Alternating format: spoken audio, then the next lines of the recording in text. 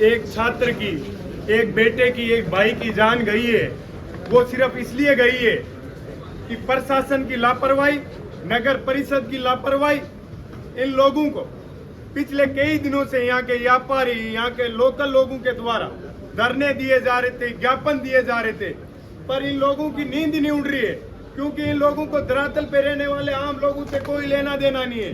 सामने विधानसभा के चुनाव आ रहे हैं, ये सरकारें बड़ी बड़ी बातें करती है, बड़े बड़े वादे करती है। आप धरातल पे आके देखिए क्या हालात है, आम जनता के साथ क्या गुजर रही है। साथियों, कुछ समय पहले, कुछ महीने पहले एक पिता की हत्या हो जाती है, आज एक बेटे, एक भाई की हत्या हो जाती है, सिर्फ प्रशासन की लापरवाही की वजह से।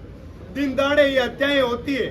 सोचिए, अपने भाई के साथ, अपने बेटे के साथ, अपने साथ इस प्रकार की घटना घटित हो जाती तो अपने साथ क्या बीतती, अपने परिवार के लोगों के साथ क्या बीतती।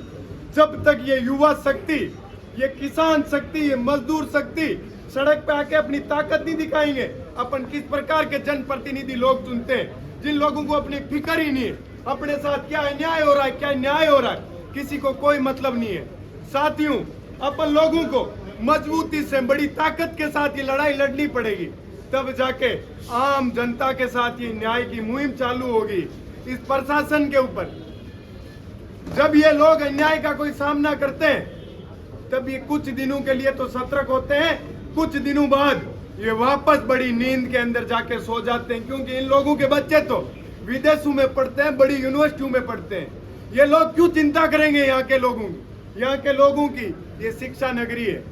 सीकर जैसा शहर जो राजस्थान के सबसे टॉप लिस्ट के अंदर शिक्षा नगरी में आता है, वहाँ इस प्रकार की दुर्घटनाएं होती है, घटनाएं होती है, तो सोचिए प्रदेश के अंदर प्रदेश के मुखिया जी बैठे, उनके ऊपर कोई मतलब नहीं है। बड़े बड़े वादे, बड़ी बड़ी जब रैलियां होती है, जब बड़े जनप्रतिनिधि आते हैं तो घोषणाएं तो बहुत बड़ी बड़ी कर दी जाती है, लेकिन धरातल पे आम जनता को आज भी किस प्रकार की घटनाओं का सामना करना पड़ रहा है। सोचिए, उस 5 बहनों के इकलौते भाई की आज जान चली गई, उनके पिताजी सेना के अंदर देश की सुरक्षा की लड़ाई लड़ रहे हैं, उनके बेटे की हत्या हो गई। सोचिए उस परिवार पे क्या गुजरेगी। यदि इसी प्रकार से, इस प्रकार की घटनाएं बढ़ती चली गई तो आम परिवार के लोगों के साथ बड़ा अन्याय होगा। उस अन्याय को अपन लोग कभी भी, युवा शक्ति सहन नहीं करेगी। सड़क पे आके कलेक्टर और एसपी को भी अपन चैन की नींद नहीं सोने देंगे। अपने साथ अन्याय होगा तो अपन किसी भी व्यक्ति को चैन की नींद नहीं सोने देंगे, ये गारंटी है। ये युवा शक्ति सड़क पे चल के बड़ी मजबूती से लड़ाई लड़ेगी। कोई आंदोलन करने से अपन लोग डरते नहीं है, लड़ाई लड़ने से, केस मुकदमों से अपन लोग डरते नहीं है। लड़ाई लड़ेंगे, भिड़ेंगे, मजबूती से लड़ेंगे। इस नाकारा और निकम्मा प्रशासन को जगाएंगे कि उनकी जिम्मेदारी क्या है, जनप्रतिनिधियों की जिम्मेदारी क्या है, उनको अवगत कराएंगे। और आप लोगों को, इस जनता के लिए, जनता की मजबूती के लिए आप लोगों को काम करना पड़ेगा। आखिरकार हम लोग कभी चैन की सांस ले पाएंगे, क्योंकि अक्सर ये घटनाएं किसके साथ होती है?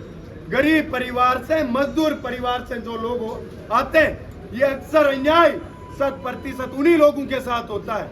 मेरा ये मानना है कि अपन लोगों ने आज ये लड़ाई मजबूती से नहीं लड़ी। आज अपन लोग इनकी डर के आगे, आज प्रत्येक युवा साथी को बाहर निकलने का समय है। और यदि मेरे को जो भी युवा साथी सुन रहा है, यदि मजबूती से अपन लोगों ने ये लड़ाई नहीं लड़ी तो ये आने वाले समय में एक ना एक दिन अपने भी भाई या बहन, अपने भी पिता के साथ ये अन्याय होगा। उस दिन बड़ा दुख का पहाड़ अपने ऊपर टूटेगा। तो साथियों, आज जागने की जरूरत है और मजबूती से डट के इस लड़ाई को लड़ने की जरूरत है। बहुत बहुत धन्यवाद साथियों।